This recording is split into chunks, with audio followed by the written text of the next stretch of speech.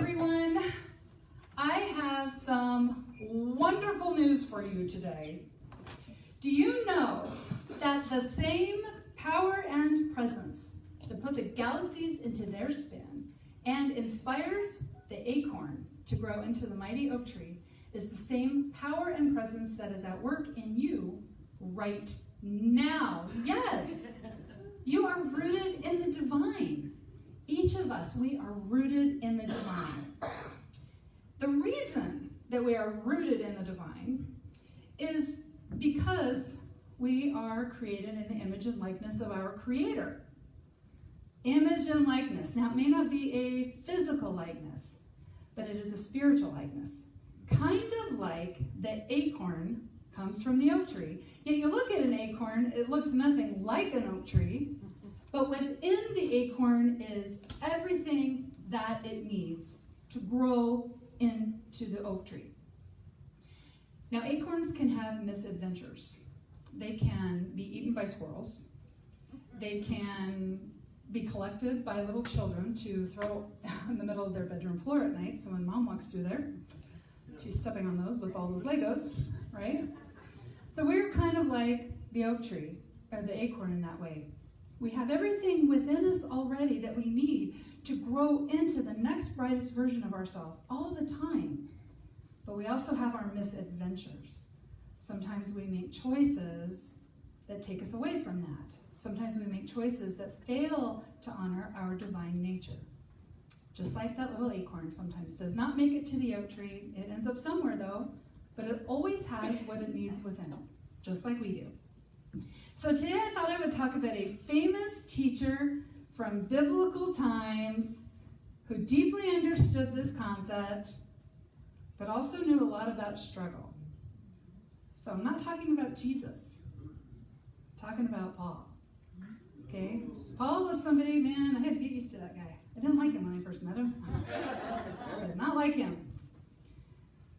But Paul was known to have said, even after he had the spiritual experience on the road, when he met Christ told him, "You're persecuting me." He even went blind for 3 days.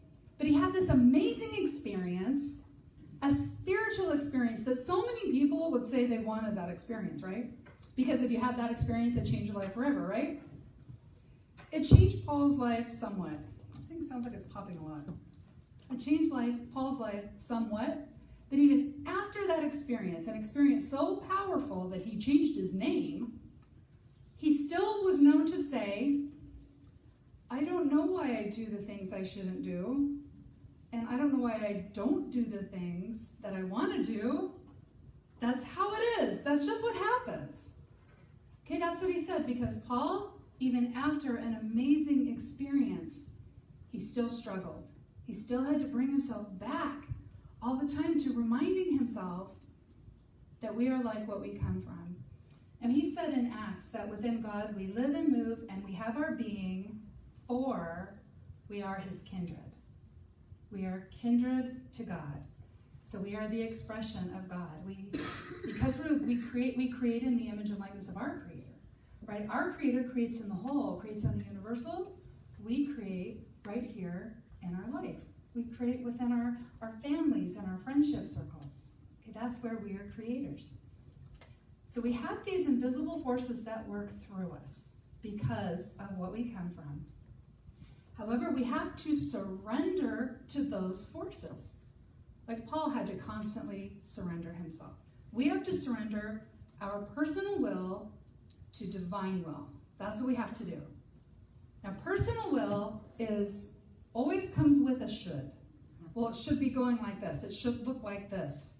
Right? That's personal will. Personal will is when we feel like we have to control a situation and we need to handle it because somebody out there didn't do it right. Right? Personal will.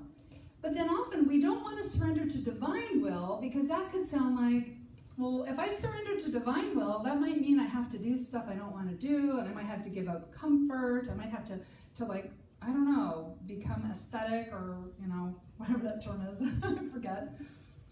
We don't want to give up all the comforts of home, but divine will is actually Spirit's ceaseless longing to express itself through us, for us, as us. Ceaseless longing. Now, divine will transforms us, and then it transforms our life. Divine will is not trying to force us to do something we don't want to do. Okay, it transforms us, brings us the next brightest thing, and then it transforms our life. Our personal will, we're going to keep needing to control things that are going on around us because this should be this way or it should be this way. We might have to manipulate circumstances. There's a lot of control in the need to stay in our personal will. So I know every time I feel like I'm really controlling, like I'm hurting myself by doing that, right? We don't want to be that controlling. Now, our personal will is all about resistance. All about resistance. Because we need things to be our way, and that's the biggest cause of our suffering. The biggest cause of our suffering, because we need something to be our way. We're struggling with that, which means we're not seeing the good that's available to us. We're not feeling how God works through us, for us, as us. It's hard when we don't see the good that's available, and it's right there. It's right there. We have 3 dogs, and I just think about them because they are like, well, dogs are fun, and they give us good stories to tell. So we have a Chihuahua, and she's about 14. She's very spry. We have a Black Lab, who's 15, and she's not so spry. And then we have a Golden Retriever, who's almost 3, super spry. So one day, I'm holding treats in my hand, and the Chihuahua, the Black Lab, the Retriever. Okay, they're all dun, dun, dun. I throw a treat to the Chihuahua, she catches it. I throw a treat to our lab, Buffy, and it lands between her feet. And it just sits there, because she's looking at my hand. Looking at my hand. I throw a treat to our Golden Retriever. He grabs it, of course, really quick. So our Chihuahua grabbed Buffy's treat. So I throw her another treat. It lands right between her feet. She doesn't see it, because it's right, she's looking at my hand. The Chihuahua grabs it. So I have to take my hand and go like this to her so that she can get a treat. The good was available to her right there, between her little paws. It was right there. And she couldn't see it because of what she was busy focusing on. There was a problem in her life, and the problem was getting the food. Because the Chihuahua was getting the food, and the Golden was getting the food. So this is a big problem. She's focused on the problem. This is what happens when we get stuck in resistance. We get focused on the problem. However, the antidote for resistance is moving into acceptance. But most people think about, well, I don't want to accept something if something's bad. I don't want to accept that. Are you saying I have to tolerate a bad thing in my life? That's what acceptance sounds like. Okay, when we are stuck in a difficult situation, like Buffy saying, well, I just have to accept I can't get a treat. Okay, acceptance, though, is actually a thing that brings us clarity. Because acceptance helps us to see things as they are. So that we're no longer focused on the problem, we become focused on a solution. We see the good that's available to us. Now, I'm going to give you a short example of moving from resistance to acceptance. There was once a man who worked at a bear rescue. And one day into the bear rescue came a cub, little cub. The man decided, you know what, I love baby bears, and I love big bears, and really, they're just kind of like really big dogs. So I don't want to leave this baby bear here at the rescue. It'd be so sad and lonely. I'm going to take the baby bear home with me, and I'll just train it. I'll just do a really good job training it. So he takes baby bear home. Baby bear sleeps with him in his bed and snuggles with him on the couch, and they watch TV together. They love each other. They become family to each other. Baby bear's always excited when he comes home. But baby bear grows into a bear that's bigger than any dog. And one day, the man he runs an errand and he comes home. Baby bear, who's now a big bear, has torn up the couch and torn apart the living room. The man says, I am not spending enough time with this bear. I need to train this bear better. Maybe I'll find the training class on YouTube. I'm going to go on YouTube and look for how to train your bear. And he goes and he's looking on YouTube and he's finding all kinds of good stuff, but he hears a clatter. And he goes looking, and the bear is in the kitchen. Bear's torn off all the cupboard doors. Bear's eaten all the food. There are shredded boxes and bags. Bear pulled open the fridge and then pulled the fridge over because bear is very strong. Resistance is, I need to spend more time with this bear. I need to try to fix the bear to be like a dog, because it could be like a dog if I just could make it behave a certain way like a dog. That's resistance. Acceptance is, a bear is nothing like a dog. And if I keep bear here, I will just have to have no furniture or food in my house ever again. I love bear though. I love bear with all my heart, and bear loves me. But I can't keep bear in this tiny house. So I will have to take bear back to the rescue, and he will have to be taught how to live on his own. And it breaks my heart because I love bear, and I know bear loves me too. This is acceptance. We accept a situation, and it can often be heartbreaking to accept how something is. But where resistance kept us stuck, acceptance sets us free. Acceptance sets us free. So Paul said something in the letter to the Ephesians. He said, now it is God who is able, by great power, to do more for us than any other person. God can do more than what we even ask. More. God can even do more than what we can imagine. More than what we can imagine. Because that mighty power works in us. It works in us. That mighty power that works in us. That is what is available to us. So there is that within us that can do greater things than what we imagine. That within us, when we move into acceptance and we surrender to divine will, there's that within us that can do more than we could think to ask, more than we could imagine. There is that within. So resistance keeps us stuck. It keeps us focused on the problem. Okay, acceptance opens the way. So Rumi said something very brilliant. He said, what you seek is seeking you. I think we often think, I know I do, I'll think about, well, this is what I want to accomplish, and I want to do this great thing, but I wonder how I'm going to do that, and I have to get real spiritual and maybe do some meditation. But do we often consider that thing we are trying so hard to have awareness of is actually seeking to work through us? It's not hiding, right? It's not gone someplace else. I'm yeah, well, if she calls out, I'll come to her or him. It's already there, seeking to work through us. It has a ceaseless longing to work through us, because it allows for a greater expression of itself too. Now, the Spirit will not seek to control us. It will not seek to control us. It will not seek to make us do a thing. We came here with free will, and we choose to do those things. When we make choices that are in alignment with our divine nature, it feels very empowering, and it can be very exciting. This is why we get to choose. It turns this life into an adventure. And so we do this through the process of surrendering our personal will to divine will.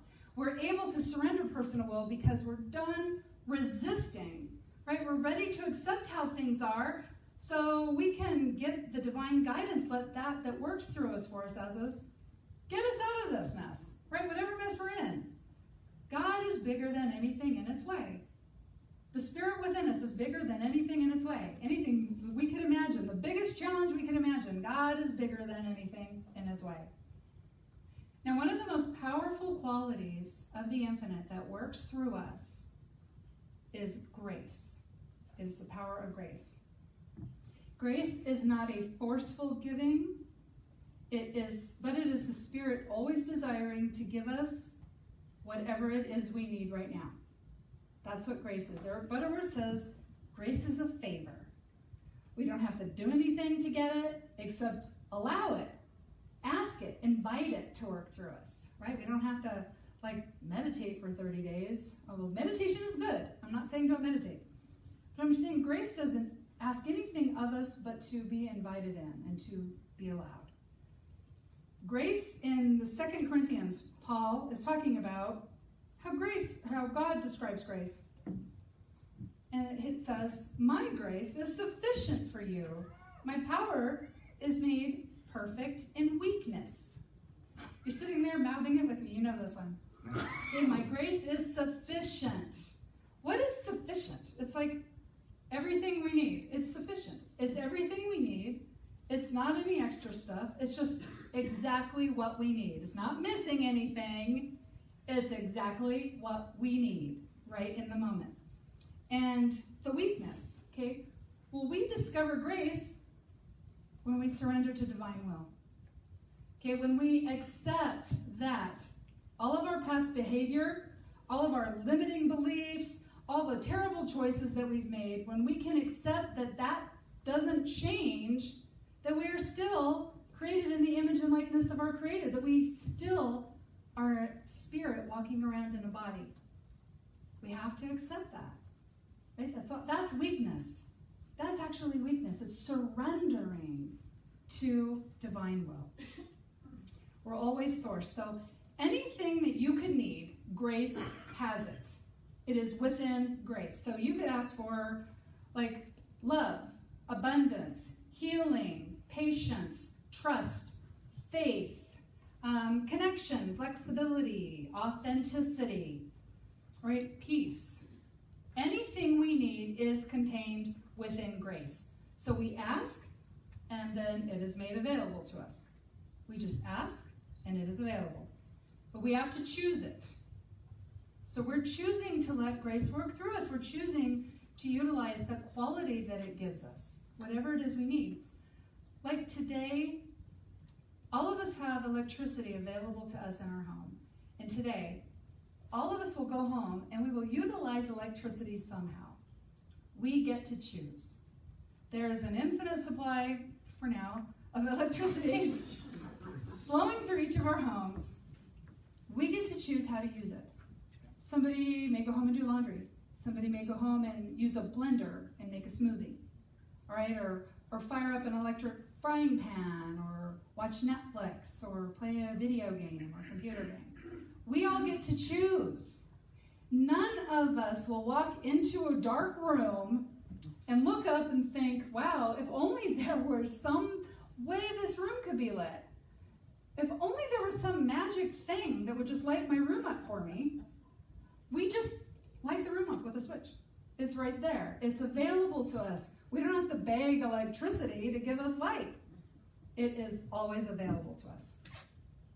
We get to choose. So I just want to remind you of what Paul said again, that there is a power within us, and it can do more for us than anyone else. It can do more for us than we can even imagine with our own little mind, with our own fearful mind. Nothing else has more power than this does. Now, sometimes we're guided to ask other people for help, right? So because there's a powerful force working through us for us as us, it doesn't mean we're responsible to do everything. I mean, if my car broke down, I wouldn't try to fix it myself because there's a power that works through me that can do all things, right? I would be guided to go see somebody who could fix my car for me.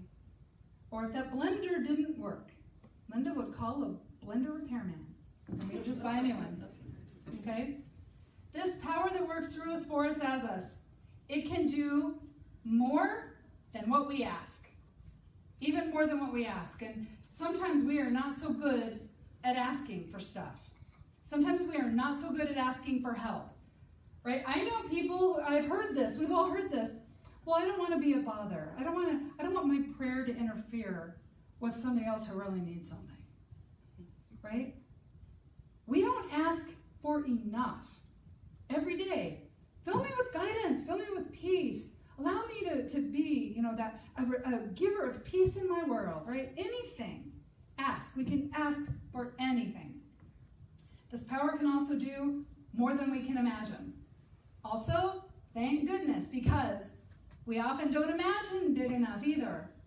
We imagine something, and at first it may sound really fun and exciting, but then well, how am I supposed to even make that happen? That's awful big and amazing. I think God made a mistake, right? Who's going to say that? Who is going to say that? There is a term. God does not call the qualified. God qualifies the called. So even if what we're imagining is really big, we will be qualified. We will be guided every step of the way.